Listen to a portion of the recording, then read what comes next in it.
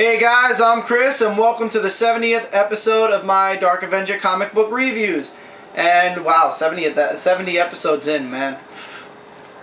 So anyway, we're going to get straight into the comics this week. Unfortunately, my panel is not here this weekend, but you guys do know my cameraman Mike, who's here every weekend, every review.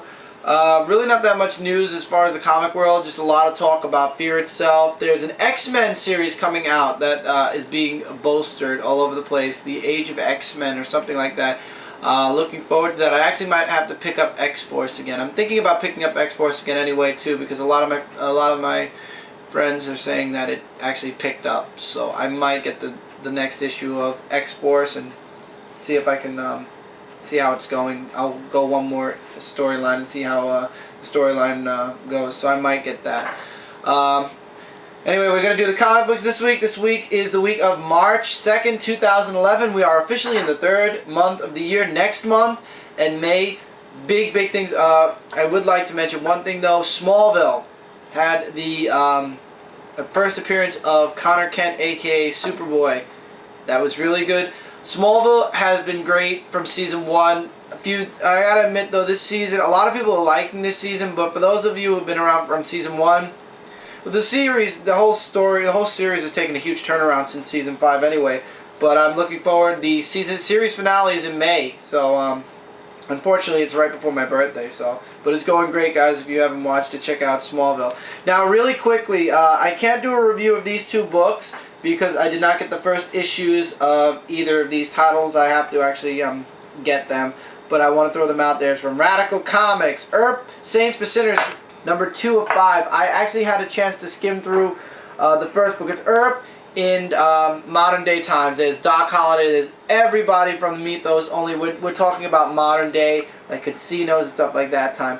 The artwork, once again, is beautiful. I wish I could give you guys more of the story, but once again, I don't have the first issue, so I really cannot give you a full description, and I don't want to leave anything out. So I'm going to hold off on reviewing Earp until I get the other issue.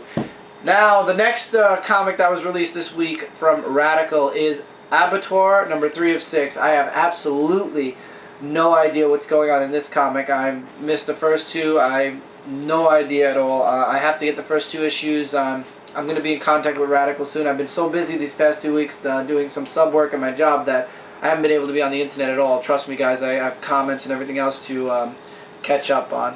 But once again, the artwork is great. I just have no idea. I have to catch up. I really do have to catch up on what's going on. But the story looks really amazing, both of them. Saints for Sinners, I heard a lot of people talking about this book. I would absolutely recommend you get this. I don't even have to read it.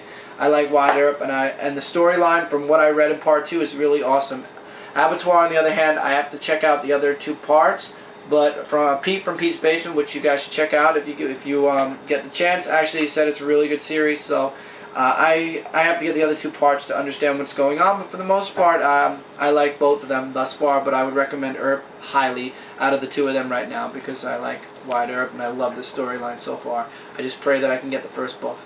Okay, getting into Boom Studios really quickly. No review on it, just throw it out there. Darkwing Duck Annual number 1 came out. I thought it was cute that they actually made an annual for Darkwing Duck.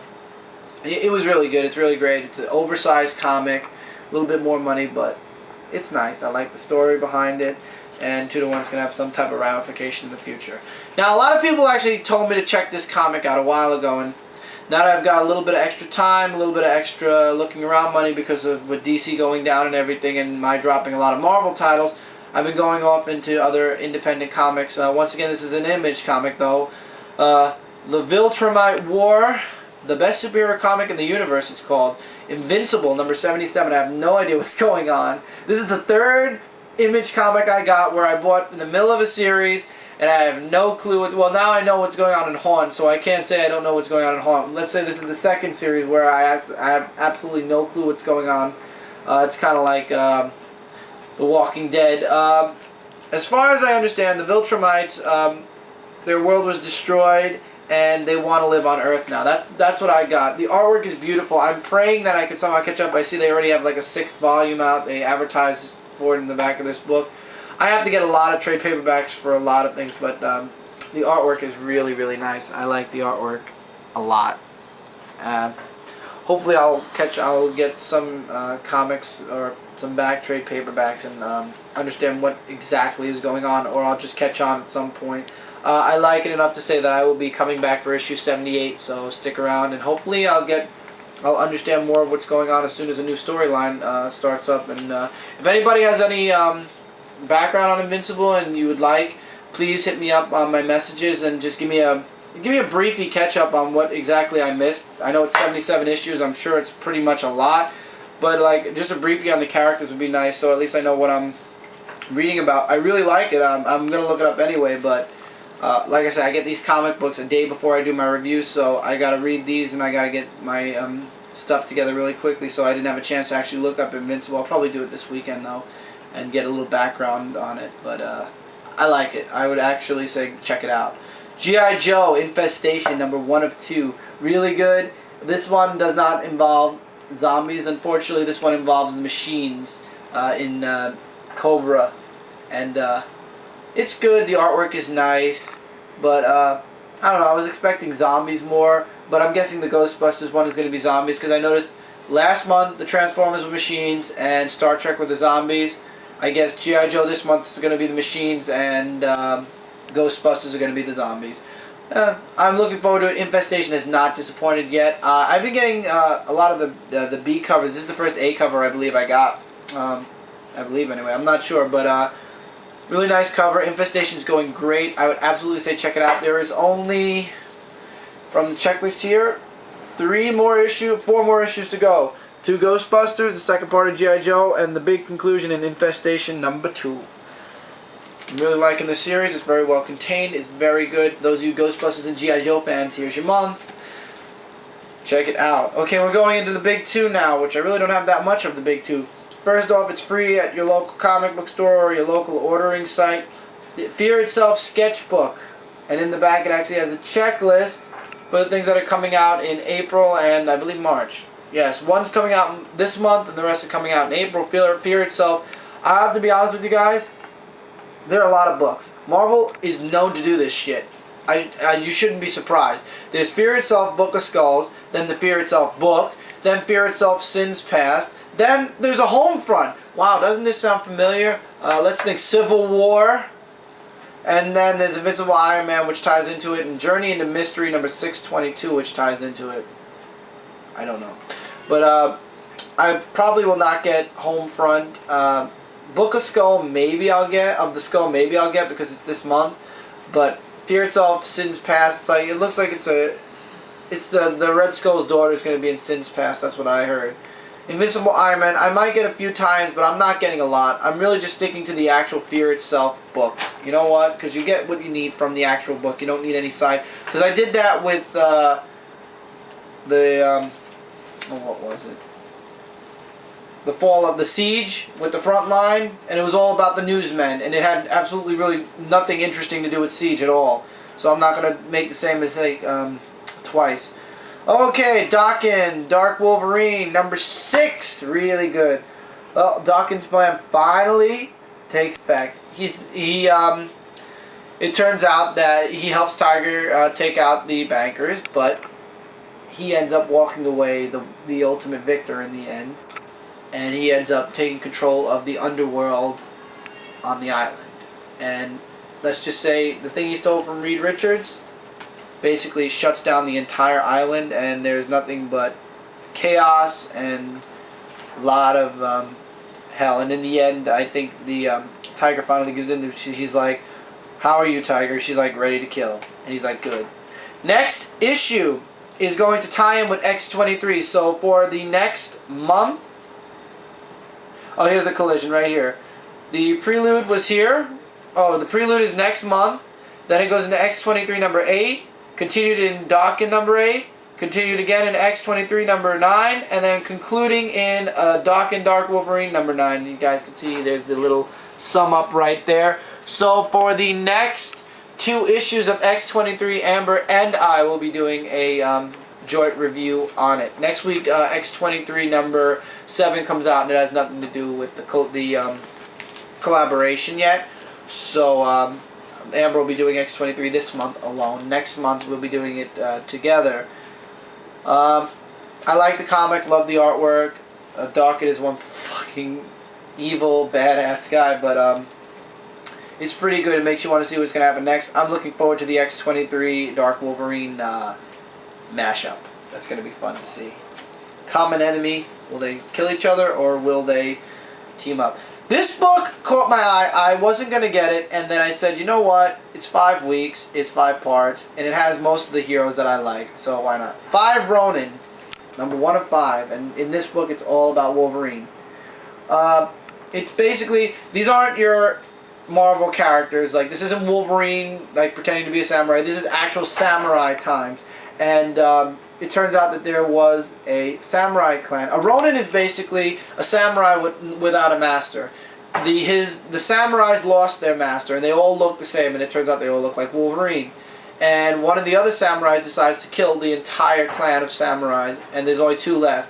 And it turns out this samurai actually takes out the guy that was killing all of his brothers, and it turns out he turns out to be the last samurai on the. He turns out to be alone. He's the last of his kind, and that's basically how they end this chapter. There's some nice artwork. The next chapter, I love the artwork for all the covers. The artwork looks really, really nice. So I'm looking forward to the next part, which is the Hulk, and then after that, Psylocke, Punisher. Then after that is Psylocke, and then concluding with Deadpool. Of course, well, you think they were going to skip Deadpool? Here's something I want to just throw out there. Marvel, you got to be fucking kidding. Out of the shadows into the Marvel Universe, Throne of Blood, Birth of a Vampire.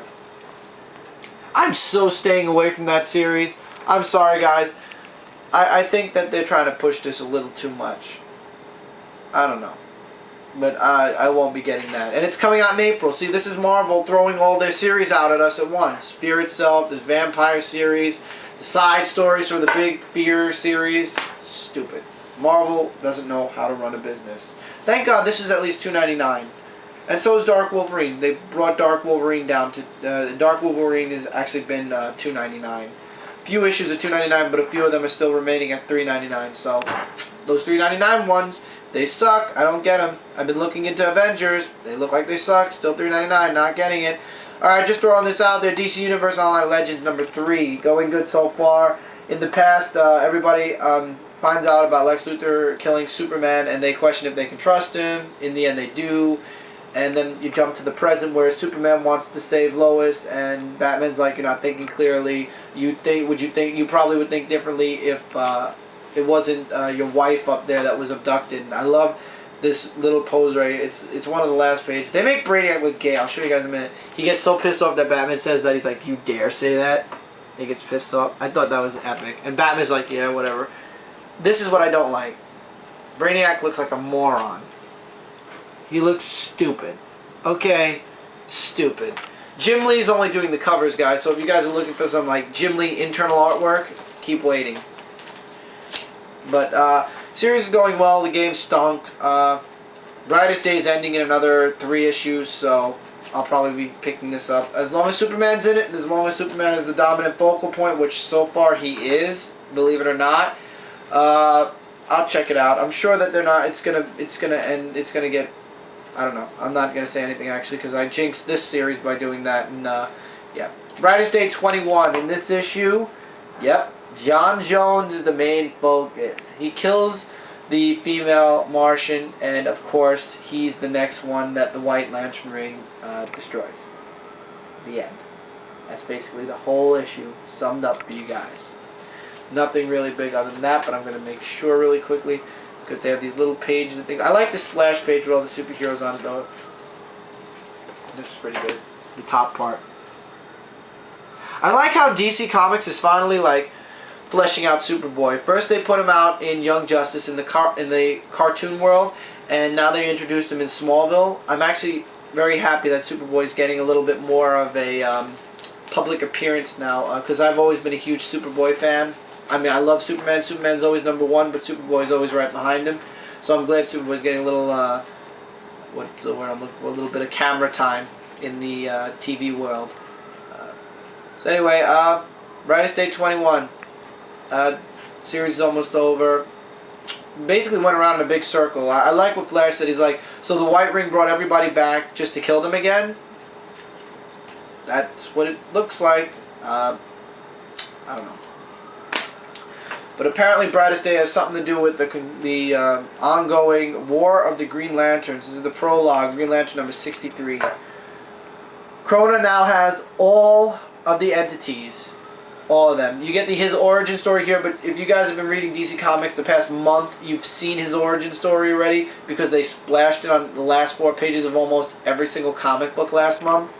So the first 4 pages of this book you can just go right past. And then it goes into present day where Hal Jordan and the other Lanterns are trying to find Krona and the Guardians. I'm really starting to hate the Guardians. They are emotionless fucks that I believe deserve to be destroyed, except Gantha, because Gantha for some weird reason is cool. But Jeff Johns is making the Guardians really cold, callous people that if they were to be killed tomorrow, let's say, I wouldn't give a shit. I really wouldn't care. So anyway, they go to the Red Lantern Atrocitus' dead world, and they find out that's where Krona's been.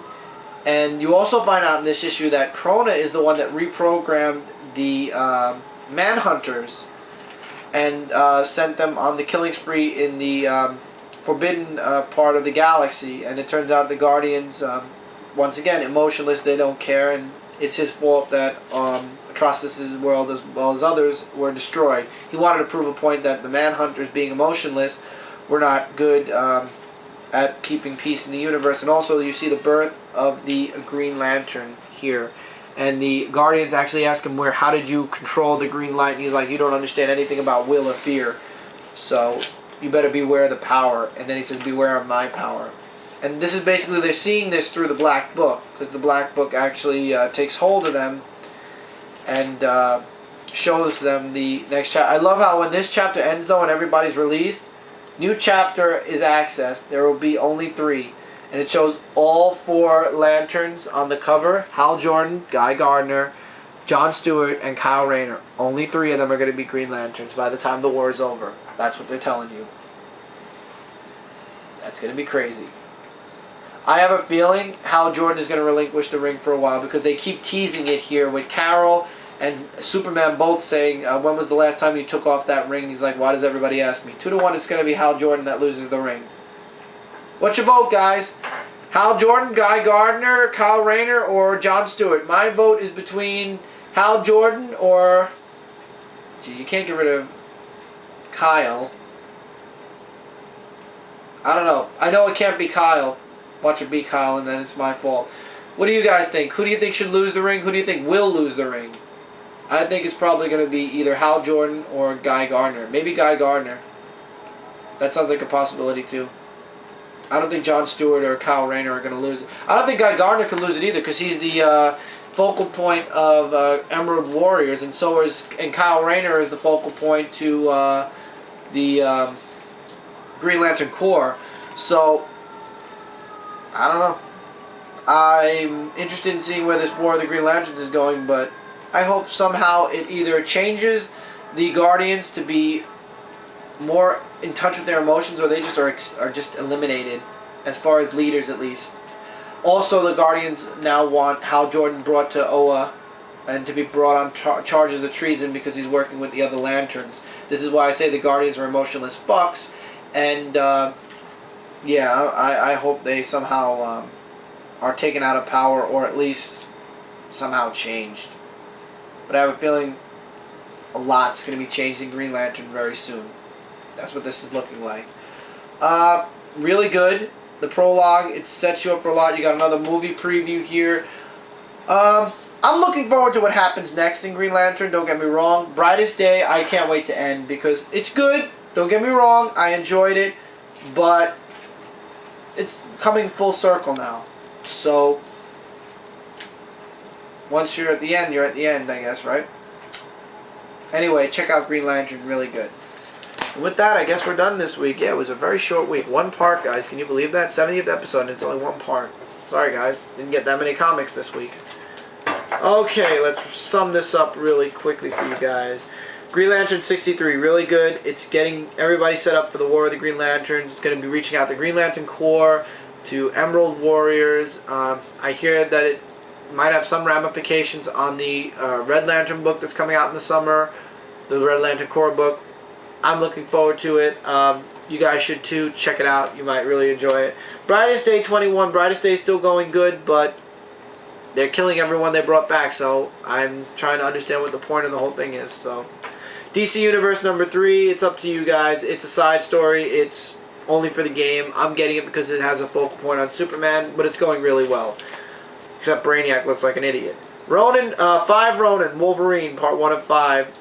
It's really good. If you're expecting to see the actual Wolverine here, no, you're not going to get the actual Wolverine. There's no adamantium claw. There's claws, but there's no like claws that come out of his skin. It's up to you guys. He's a samurai in this one though. Daken Dark Wolverine number 6, really good. Looking forward to the crossover with X-23 next month. Spirits of Sketchbook is free. Check it out at your local stores. G.I. Joe IDW Infestation number 1 of 2. Check it out. Really good artwork. Really sweet, beautiful artwork in here. I actually would like to show you guys a little bit of the artwork. I forgot to do that before. The artwork is really, really crisp and enjoyable. Let's see if I can find a good picture. I'll give you guys the last page. The last page is pretty epic. That artwork is sick. So check out G.I. Joe Infestation. It involves Cobra though. Not that much Joe, just a lot of Cobra. Invincible 77. I'm liking the series. I'm going to do a lot of background checks on this during the week now that I have some extra time on my hands again. Check it out. Just don't jump on this. I'm warning you guys, don't jump on this. You won't know what the hell you're reading. Darkwing Duck Annual number 1, really good. Abattoir number 3 of 6. As soon as I get the other 2 parts, I'll let you guys know. And Earp, Saints for Sinners, 2 of 5. Earp is a really good series. I've heard it. It's been a really good series. I read through issue 2. I've skimmed through issue 1. I've seen it on the computer. Really awesome. I would absolutely recommend it, but I can't review it completely until I get the first part. I will be in contact with Radical and hopefully to see if I can get the first couple of parts to both of those series so I can give you guys a full-fledged review. So, we've reached our 70th episode. I hope you guys have enjoyed the ongoing changes that I try to do to improve this review. Any and all comments are welcome. Criticism is welcome also. If you'd like to leave a very long criticism that I know the comment box does not allow X amount of words, feel free to message me. I always message back. I apologize that I have not been around that much the past 2 weeks. Just been doing a lot of work here. Lots going on at home. Not anything I want to make a major announcement about yet, but there's a lot of major things going on around here right now, especially with me. So, my apologies. I'll catch up on answering all your guys' comments and stuff like that. And expect a new Spider-Man Superboy show soon. I'm going to be doing an update video. I shouldn't be doing it here. I'm going to be doing an update video probably today since I've got the extra time. So I will see you guys in the next comic book review. Hopefully we'll have some extra stuff soon. Next week's a pretty big week. So see you guys in episode 71 or whatever comes next. Have a good week, guys.